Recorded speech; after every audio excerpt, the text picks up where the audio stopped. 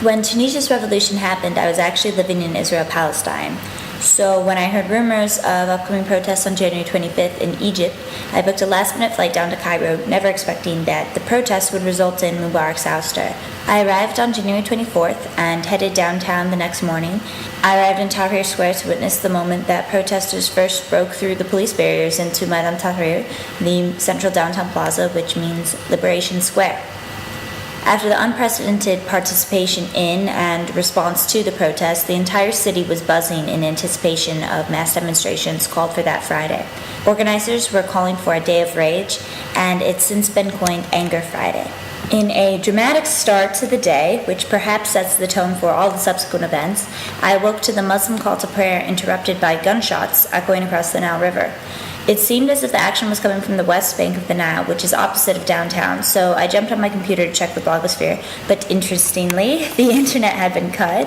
I then checked my cell phone, nothing was working, and I think this was another one of those moments that made me realize that in fact something really big was about to happen here. I jumped in a cab and headed to Tahrir. I got about as close as the other side of the bridge that goes into Tahrir Square, where ambulances were stationed in a road-blocked boulevard as protesters carried the injured off the bridge. Protesters explained that they had been brutally pushed back, unable to proceed to Tahrir, and a recent skirmish with police who loomed in government transporters on the other side of the bridge. Muslim men were praying on the bridge when I arrived, as other protesters stood out between them and the police, creating a protective buffer. All of a sudden, as if to say time in or something, the police launched multiple canisters of tear gas directly into the crowd the moment the men had finished their prayer. The hundreds of people on the bridge frantically tried to escape the tear gas, as a few young protesters ran to the front to throw the canisters off the bridge into the Nile.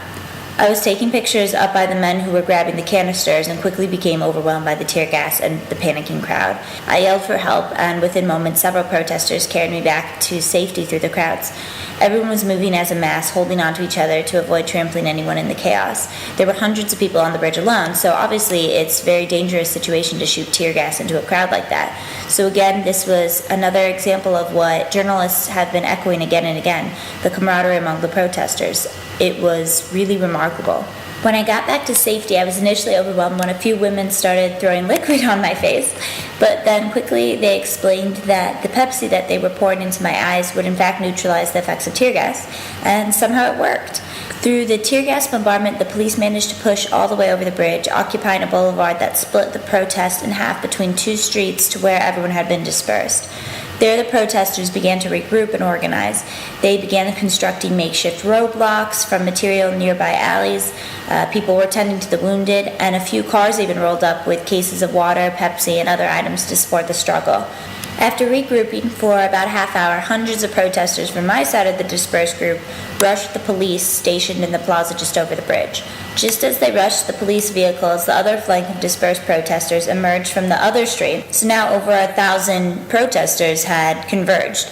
It was unbelievable. The police retreated to the bridge, but then came back in full force, shooting tear gas canisters at point-blank range into protesters, blanketing the entire street with tear gas. The protesters held their ground somewhat. To give a little context to where this was all taking place in Cairo, we were in one of its nicest parts. This all took place on an upscale island in the middle of the Nile. It's the home of diplomats, expats, and Egypt's elite. The vast majority of Egyptians couldn't even imagine living on this island, and it became the scene of the front lines in one of Anger Friday's many battles with the police. This plaza that the police had occupied is right by the Cairo Opera House, so as young protesters ran up to throw the tear gas canisters away from the crowds, they were literally tossing the canisters into the grounds of the Cairo Opera House and other swanky clubs in the southern part of this island. With each person who sacrificed themselves to run up to toss the tear gas away, several protesters would then run up and carry the protester back to safety, throwing Pepsi into his eyes and supporting him after he had taken one for their team. As protesters continued to battle with the police, I climbed up the wall to get a better angle for my pictures, just as the police shot a canister into this woman's chest at point-blank range. While men certainly outnumbered the women at these demonstrations, women were at the front lines in many of these battles. She was one of many to be targeted, and thus, after this brutal crackdown, protesters began breaking off the sidewalks, hurtling the stones at the police. Several protesters chucked Molotov cocktails in the direction of the police, but they didn't seem to have much effect.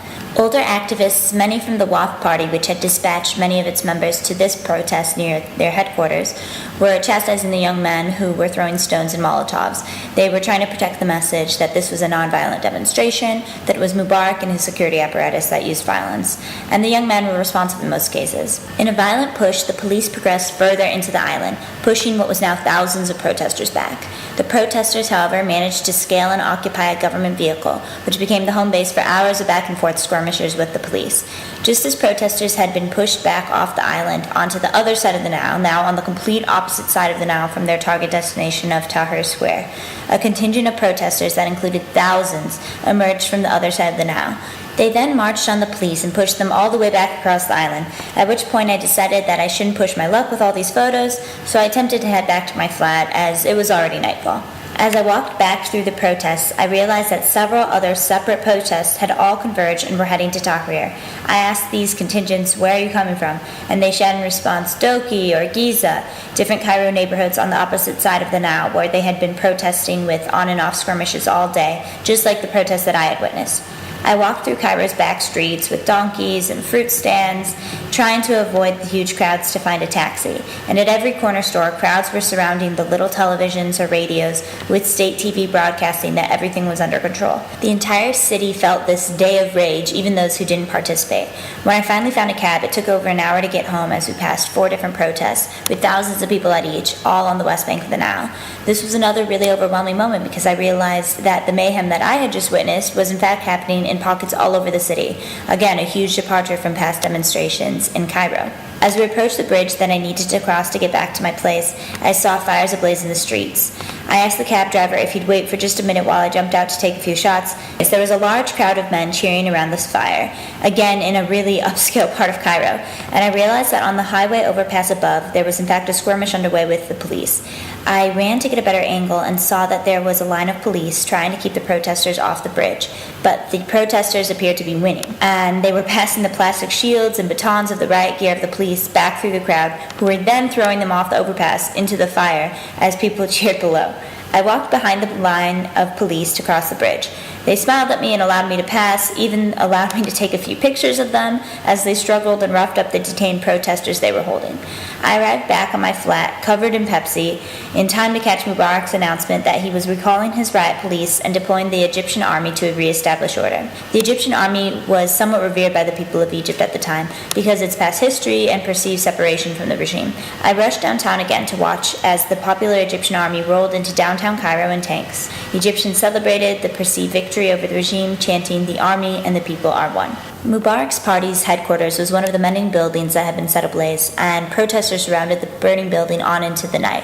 You were able to walk up to the building, even inside of it, as no one was really controlling the scene. There weren't firemen or soldiers around the building, just protesters who were defending against some of the looters. At around 3 a.m., I headed back to somehow try to get my pictures and story out without internet or cell phone, and sat editing at my flat, waiting for a sunrise over a new Egypt.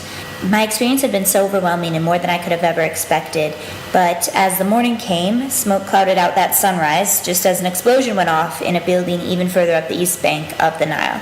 It was a wake-up call that the battle for the fall of the regime was actually just beginning.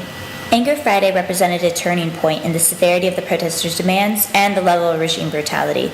It was a dramatic departure from what could have been a series of well-attended protests to instead the beginning of a several-week-long battle with the regime that resulted in the Egyptian Revolution of 2011.